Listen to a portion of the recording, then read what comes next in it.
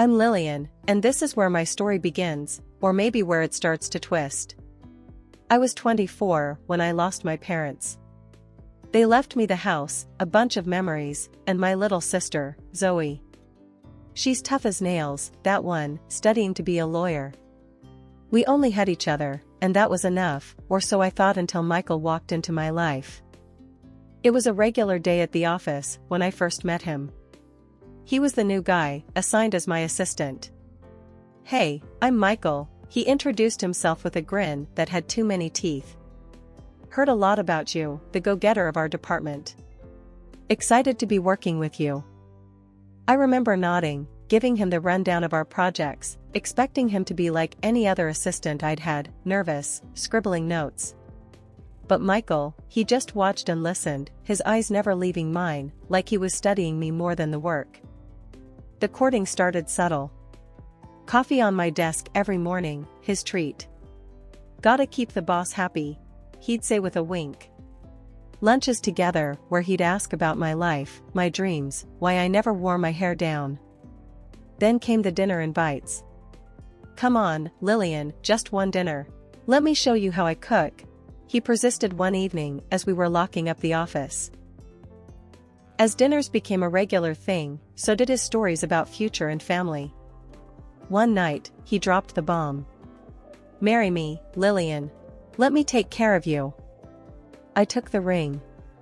It was beautiful, simple, but insistent, like him. "I'll think about it," I said, and I did. I thought about it all night and all the next day. When I finally said yes, it was with a mix of love and something else, apprehension, maybe. "I love you, but I don't want to quit my job, Michael. I worked hard to get here." "We'll figure it out, Lil," he assured me, his hand tight on mine. "Trust me." We got married, and I handed in my resignation a month later. My boss looking at me like I'd lost my mind. "You sure about this, Lillian?" he asked as I cleared out my desk. "Yeah, I think so," I lied. Michael was thrilled, planning our future with the kind of detail that scared me a bit. "You won't regret this," he kept saying. But as I packed up my things, I wasn't so sure. The morning after I left my job felt weird. I woke up without an alarm, which was strange enough, but the day stretched out before me with nothing urgent waiting. No emails, no meetings. Just the quiet of the house and a deep, nagging doubt. Around noon, Michael called. "Hey, babe, how's the first day of freedom?" His voice was chipper, too chipper. "It's quiet," I replied, picking at the edge of the kitchen counter. "Enjoy it, Lil. It's what you deserve after all that grind. Tonight, let's go out, celebrate a little." He was always planning, always moving. The days started blending into each other, each one a repeat of the last. I'd wake up, make coffee, and then try to find something to fill the hours. Cleaning, cooking, more cleaning because what else was there to do? On one of these aimless days, Michael came home, his face flushed, a sparkle in his eye that was new. "Guess what?" he burst out before I could even say hello. "I got promoted. They're giving me your old job." His excitement was palpable, and it stung more than I expected. "That's great," I managed, forcing a smile. "Really great, Michael." The following weeks were tougher. I saw less and less of Michael as he threw himself into work. I spent my days wandering through a too-quiet house, my tasks feeling more and more pointless. Calls to Zoe were the only thing that kept me anchored. "Lillian, this isn't you," Zoe said one afternoon. I'd called her in tears after a particularly bad day when everything felt overwhelming. "I don't even know who me is anymore, Zoe," I confessed, sitting on the kitchen floor, phone pressed against my ear. "You're someone who loves her work, who fights for what she wants. You're not this housewife Michael's turned you into." Her words were a slap, harsh but necessary. "I thought it would be different," I admitted. A few weeks later, Michael's new salary slip came in, and the numbers didn't add up like we'd hoped. Rent, bills, his student loans, it was too much on just his income. I approached him one evening, the bills spread across the kitchen table. "Michael, we need to talk. It's tight this month, really tight. I think I should look for a job again, help out." He frowned, clearly not pleased. "Lillian, we talked about this. You staying home was part of our plan. We can manage." "But we aren't managing, are we?" I pushed back, frustration growing. "Look at these numbers. We're barely scraping by." "That's just for now. I'll get a raise soon, things will settle." He was dismissive, already turning back to his laptop. I stood my ground. And then he dropped a bombshell. "Or we could move in with my parents. Save on rent. What do you think?" I wasn't thrilled at the thought of living with his parents, but desperate times. "Okay, let's try it," I agreed, though every part of me screamed that it was a mistake. "Great, I'll call them in the morning," he said, already looking relieved. But as I went to bed that night, the thought of what I'd agreed to filled me with dread. Was I trading one cage for another? When we arrived at his parents' place, Linda greeted us at the door with a tight smile. "Welcome. It's so good to help out family," she said, her voice sugary sweet. But her eyes scanned our boxes like she was tallying up an invoice. "Thanks, Mom. Lillian's really grateful, aren't you, babe?" Michael nudged me, a little too hard. "Sure, thanks, Linda," I said, forcing a smile. The first few days were awkward. John, Michael's dad, was mostly quiet, nodding along to whatever Linda said. Linda ran the house with a list of rules that she handed over on our first evening. No shoes in the house. Meals at 7. Laundry days are Tuesday and Thursday. And we appreciate if you keep your room tidy, she recited, as I nodded, feeling more like a boarder than a family member. "Got it," I replied, trying to keep my tone neutral. The real challenge came with sharing the space day in and day out. Linda had a way of making her presence felt. One morning, I was in the kitchen making coffee when she walked in and frowned at the way I placed the cups. "Lillian, dear, we keep mugs in the left cupboard. And use coasters. This table isn't just any old piece of furniture," she chided, rearranging what I had just set out. "Right, sorry," I mumbled, feeling clumsy in my own movements. Michael was out early most mornings and back late, leaving me to navigate the choppy waters of living with his parents on my own. Most days, I tried to stay out of Linda's way, but that seemed impossible. Every move I made seemed to irk her in some way. I started to feel like I couldn't do anything right. One evening, Michael noticed my frustration during dinner. "What's up? You've been quiet tonight," he said, barely looking up from his plate. "Just tired, I guess," I said, not wanting to start a conversation that wouldn't end well in front of his parents.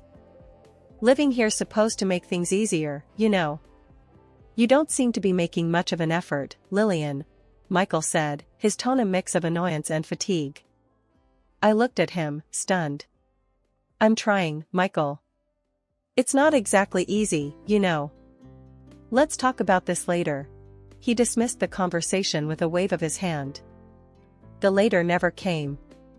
Days turned into weeks, and I found myself often cornered by Linda, her commands unending. I became her shadow, trailing behind her as she pointed out things to clean, meals to prepare, or errands to run. The days had turned into a blurry slog, each one more draining than the last. I kept my head down, trying to avoid any unnecessary interactions with Linda, but she seemed to have a radar for when I was around. It was a Tuesday morning, a day marked for deep cleaning according to Linda's strict household schedule. I was dragging the vacuum cleaner out when she appeared in the hallway, her arms crossed, her expression sour. "Lillian, don't forget the windows today. They're looking disgraceful," she said, her voice slicing through the morning calm. I nodded, pushing down the irritation bubbling inside me. "Got it, Linda. I'll make sure they're done." As I set up the ladder to start on the windows, the dull ache in my stomach from the past few days flared up again. I ignored it, attributing it to stress or maybe something I ate. But as the morning wore on, the pain intensified, sharp and unignorable. By the time Linda came to check on my progress, I was pale, clutching my side. "I'm not feeling great," I managed to say, my voice strained. Linda eyed me skeptically. "Really? Today of all days? The windows aren't going to clean themselves, you know." I tried to steady my breathing, pain shooting through my abdomen. "I think I need to see a doctor." Linda scoffed. "It's probably nothing. Just finish your chores, then you can rest." But I couldn't. The pain was too much. It was all I could do not to cry out. I made my way slowly to the room I shared with Michael, hoping to lie down for a minute, but Linda was on my heels. "This is unacceptable, Lillian. You're acting like a child," she snapped as I collapsed onto the bed. "I think it's something serious, Linda," I gasped, the pain overwhelming. She stood in the doorway, frowning.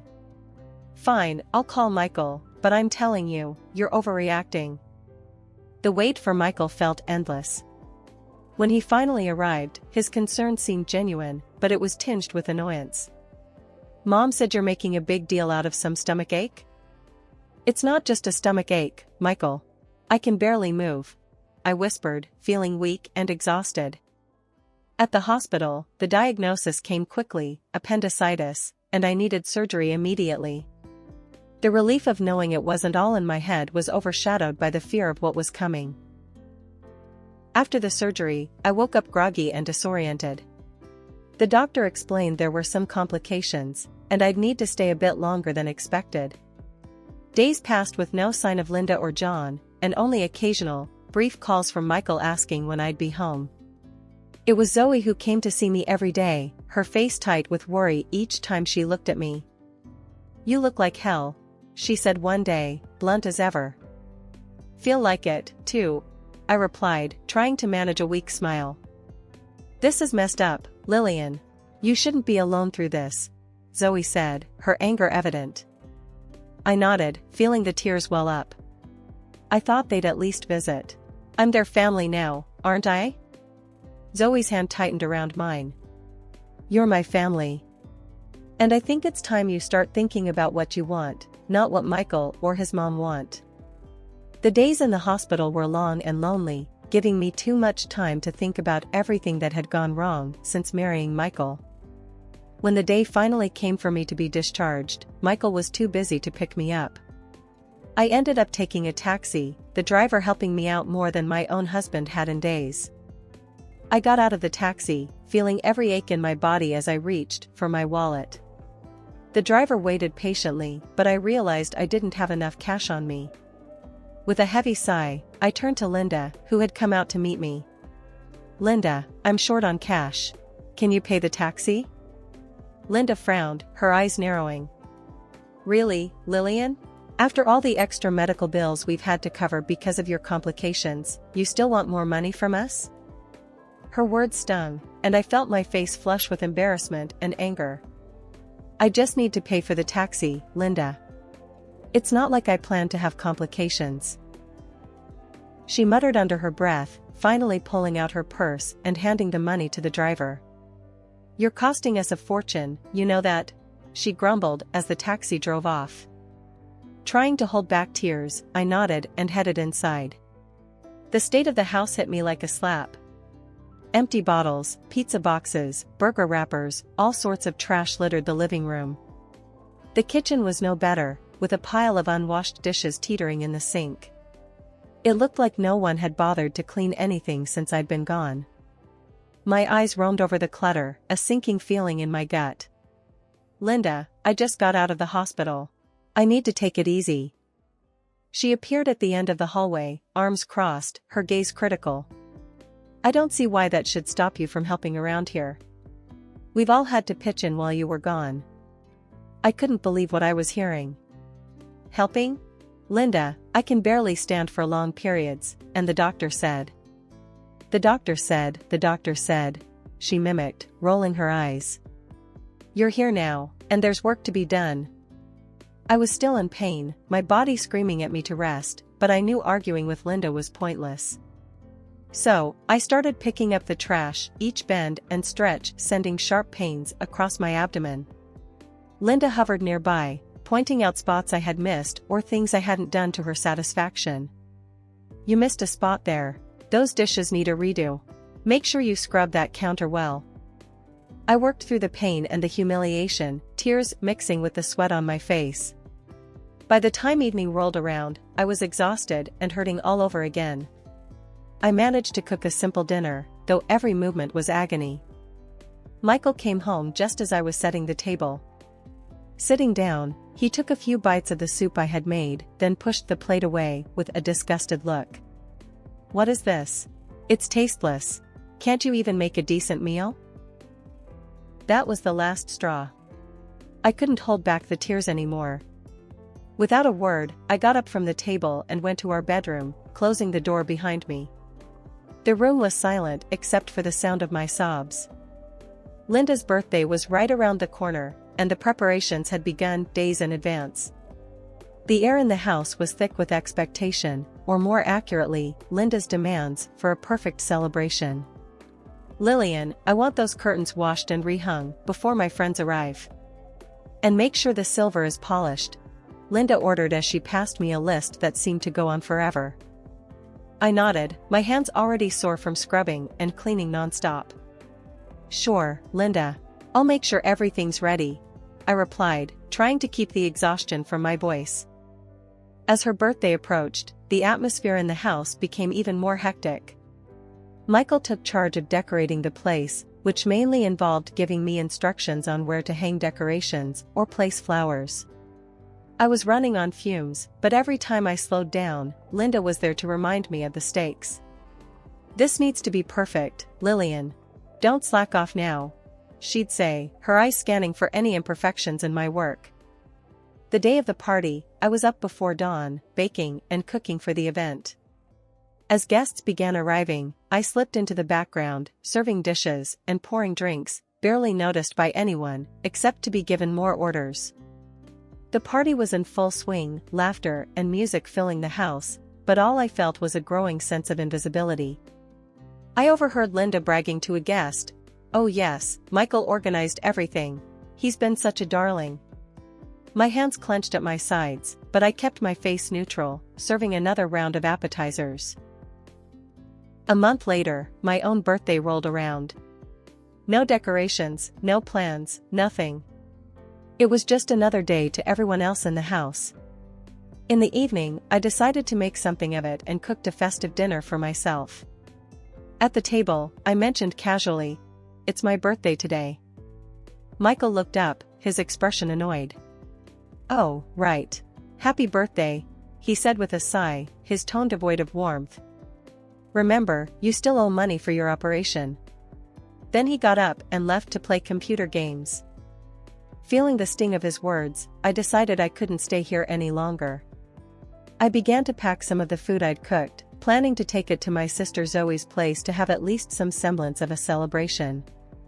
Linda walked into the kitchen just as I was wrapping up some leftovers. "What are you doing? Stealing food now?" she accused sharply.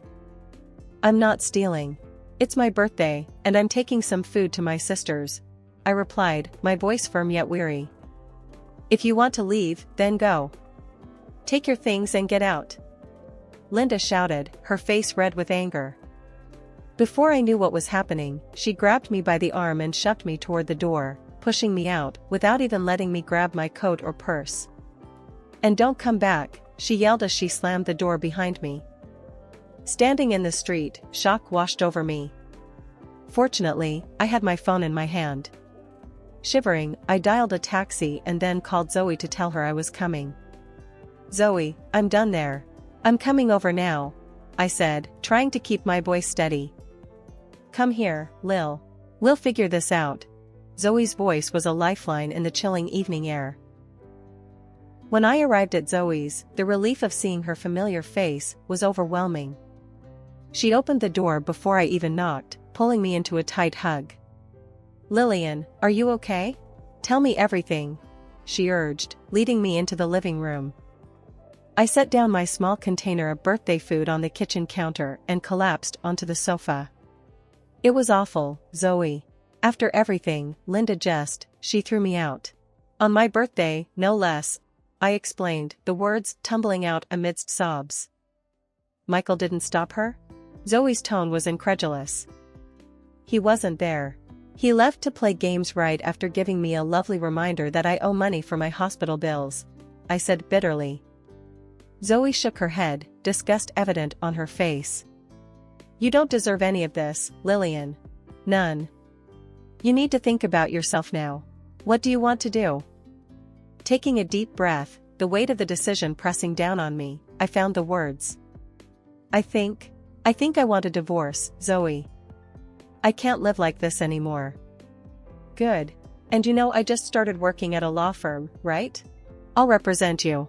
It'll be my first case, but I promise we'll do everything right, Zoe declared, her determination clear. A week after my disastrous birthday, Michael called. Lillian, why aren't you home yet? His voice was irritated. I'll be there this evening, I said tersely, and hung up. That evening, Zoe and I drove back to what was no longer my home. As we walked up to the door, my stomach churned with nerves. Linda opened the door and immediately started on us. Where have you been? Look at this mess. You owe us, Lillian, for everything. I remained silent, letting Zoe take the lead. We're not here to clean or pay you, Zoe stated firmly. We're here to collect Lillian's belongings and inform you formally about the divorce proceedings. Linda looked taken aback. Divorce? Who will do all the work around here? Who will pay for the operation and all we've done for you? Zoe didn't flinch.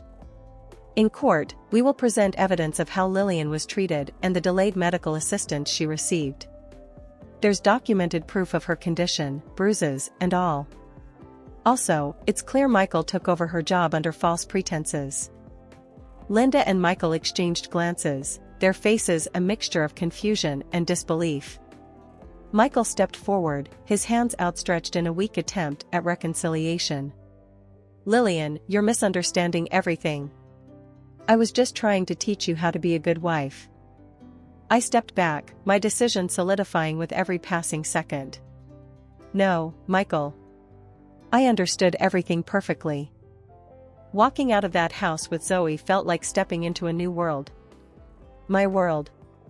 The weeks that followed were a blur of legal preparations and meetings, all leading up to the divorce proceedings.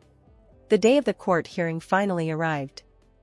My stomach churned as we entered the courtroom, the weight of the upcoming battle pressing down on me. Michael and his parents were already there, looking uncomfortable in the stark, formal setting. As the proceedings began, Zoe was calm and focused, presenting the evidence of how I had been treated, the late medical help, and the way Michael had manipulated me into quitting my job. She spoke confidently, laying out everything in stark, undeniable terms. When it was Michael's turn, he tried to downplay everything. Lillian's making it sound worse than it was. We were just trying to help her, he said, his voice unsteady. Help? By isolating her and making her work without any support while she was ill? Zoe countered sharply, her tone making it clear she found his defense pathetic. Walking out of the courtroom, the weight of months of tension and uncertainty lifted off my shoulders. The judge ruled in my favor, granting not just the divorce, but also $150,000 in compensation and regular alimony payments. Michael lost his job once our employer found out how he'd manipulated the situation at our workplace to oust me. And his parents, they had to sell their house to cover the compensation and move to a less prestigious area. Returning to work was like stepping back into a life I had put on pause. My colleagues welcomed me back with open arms, and my boss gave me a brief nod that said more than any words could. Glad to have you back, Lillian. We've missed you around here.